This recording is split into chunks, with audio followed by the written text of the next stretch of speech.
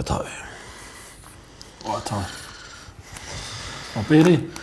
What do you reckon? How do you reckon we went through the last one, my bro? We're very much still in its infancy, but...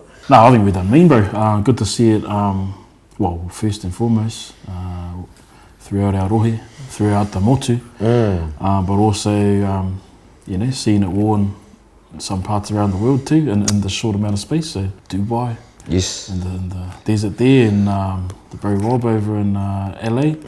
That's pretty cool. I think I've seen Japan, I think. Yeah, Japan as well. Pop up in Japan. So Me. we've managed to kind of spread its wings in a really short amount of time. Where to? Wow. Yeah, it's a big question, and as they say, the world is your oyster, but to some, I suppose, some of us here in Tairāwhiti, the world is our kina. Wow, limitless potential, my bro. Yes. And I suppose this is us right now in our whare wānanga of te mānawa. Yes. Creative potential. Creative potential, yeah. If you were to pick a favourite, bro, and why, out of what we did over the last few months, bearing in mind, we had the opportunity to move really quickly, and we did move really quickly, and this happened all really organically, which is awesome, and it's reflected, I think, in the quality of the mahi and also how it's been received. But was there anything in particular, bro, that you really were like, that's a favourite? Probably be the tipua design. You know, the face, the kanohi on the back. Just the eyes alone speaks, you know, thousands of words in terms of individuals, I suppose, that portray or produce those qualities and aspects of a tipua, I suppose, some sort of freak, I suppose, within the what do you call it, the discipline of sport, and just within te ao Māori, that speaks volumes, you know, to me. Then probably second to that for me was probably just the tohu tee, or the tohu design, just the main tohu.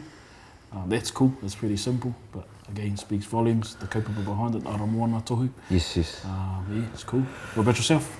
Yeah, the tipua ones, like you said, bro, everything that a tipua is, and I guess we're privileged to be able to see that in your daughter, and the mahi that she's doing, and amongst others within our community that are really inspiring. So I it's amazing what you can capture with two whatu, or one, you know. A whakaaro I did have perhaps was, does this tipua become a character that we push through now? Like, does it evolve to something where it doesn't have to be the same set of eyes and the same mouth and something, but in everything we do, we will have some sort of personification around something to carry that, something to carry the kōrero, you know what I mean?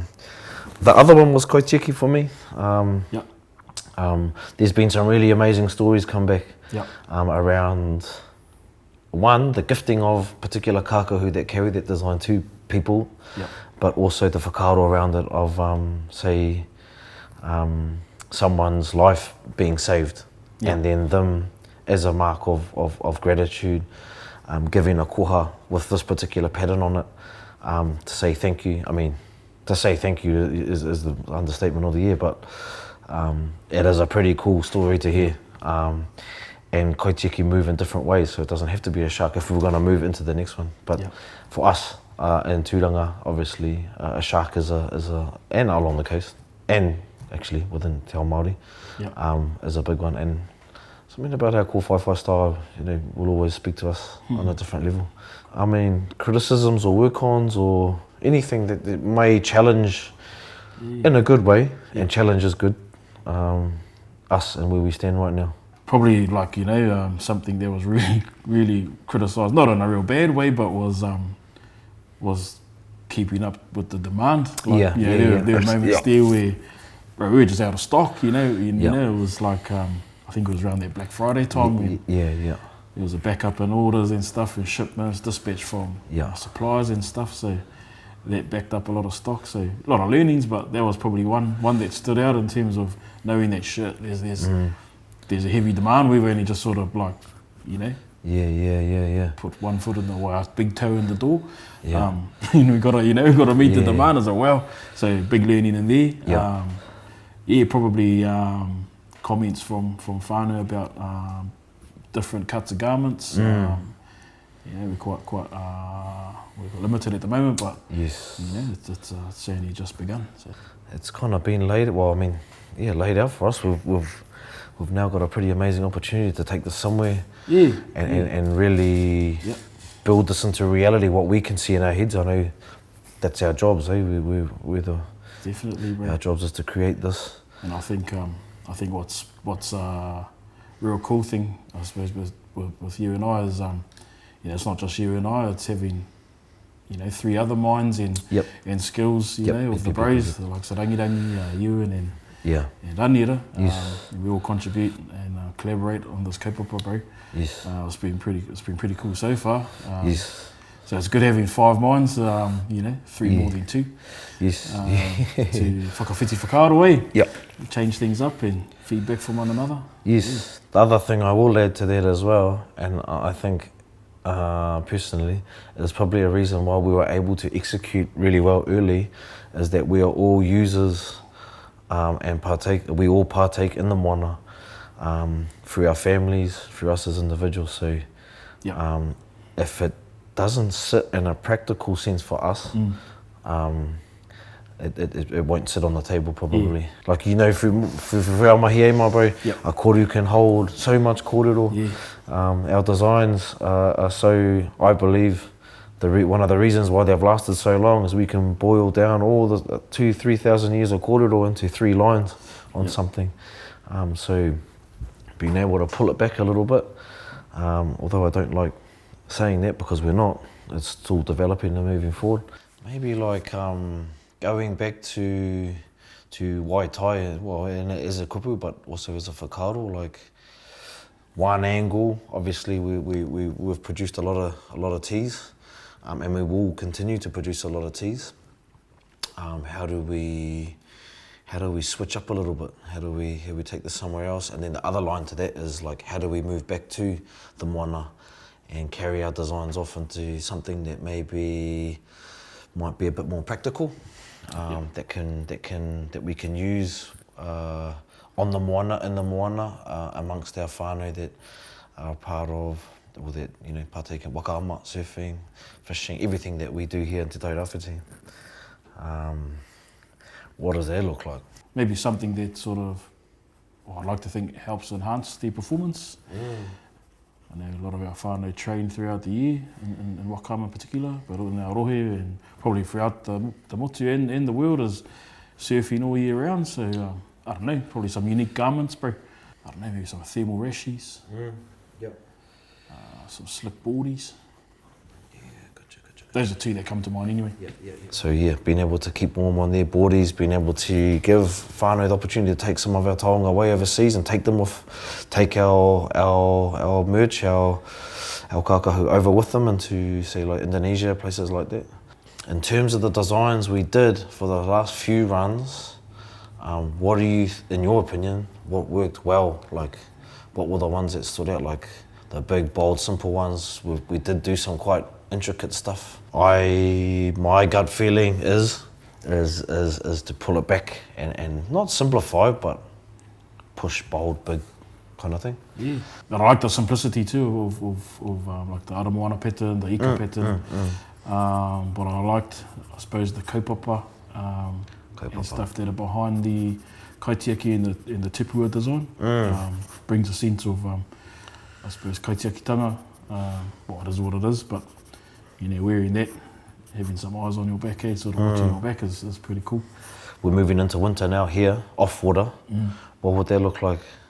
I really like the heavy tee look. The heavy tee. A heavy hoodie.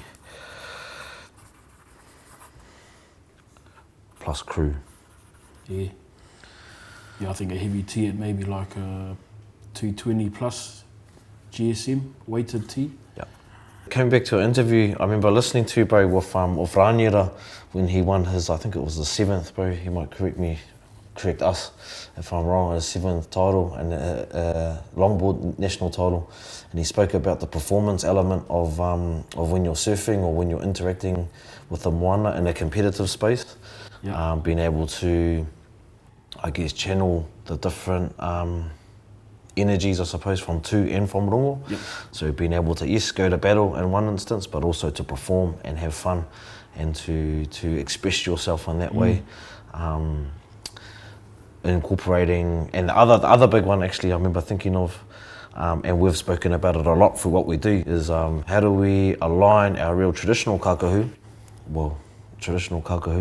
to a modern, and give it a modern use in terms of, say, like a rashi or a boardies. Does that look like a model or something that is you can take onto water with you, or a rashi being like a packet that you know that you could take in and giving the characteristics or the whakaro at least. Oh, that people can, you know, it's not just a design on a shirt. You know, people put it on, they actually embody the kaupapa or the kōrero behind each tohu with them, and they carry that with them. So it ends up being a taonga, not just a piece of clothing. That's probably one of the ultimate outcomes, I suppose. What goes with this kaupapa for me is sharing that with the wider audience. And then, you know, for our whānau or whoever wears them is taken around the world. And then obviously you're going to get people who ask, oh, what's that? What's that brand? What's that? Wow. It's not actually a brand, it's a kaupapa. And this is the kaupapa. Yes. Boom. What do you reckon about some off-water gears? Like you spoke about a big, bold statement. Even like seasonal, like how tone and colour can reflect the current season. Like it's a bit rainy at the moment. We're in the middle of summer. Undies, bro. Undies. Nah. Yeah, Uncle Morty, you got some undies for us. Oh, well, your obvious, you know, your hoodies, tees, tanks. Well, shorts are both on, you know, boardies are on and off water. So. Yes, kapai. 2 birds, 1 stone there. For sure. Pōtai, obviously, we've got pōtai. But, we do. You know, could broaden our horizons there. Beanie Beanie would be cool. Rangi wears a good beanie, bro. He wears a lot of hats as well. A lot of uncles in the water, bro. No hair up top, so keep the upoko warm, my bro. You know. I had we were talking about the tipua thing before, creating another character. So in this instance, the last instance, it was the eyes, and I'm sure those will pop up again. But what about like not to bite anyone, but someone swimming? Oh, yes. And then, I don't know, have a play with that perhaps. Roger, yep. Alright, roger, my bro. Oh, the scribble, my man. Yeah, I like the bold stuff, bro. And loose, I might go a bit loose with, I don't know, a bit of whakaro. That's something, bro, and it's cool, bro. I think when we do work together, and we've worked together a lot now, but something that I guess contrasts us. I get too focused on the tight stuff, bro. I find it really, really hard to break out of that. You're really, really good at that. Being able to articulate that in a put some colour. bold fashion. I get too caught up on the intricate stuff, bro. That's a work on. Yeah, I like how organic we work together too, bro. Real loose and shoot. It's a nice blue. That's a bit of a Stevie G blue, my bro. That is, bro. Wow. Fuck, that is blue. I'm blue, baby. Black.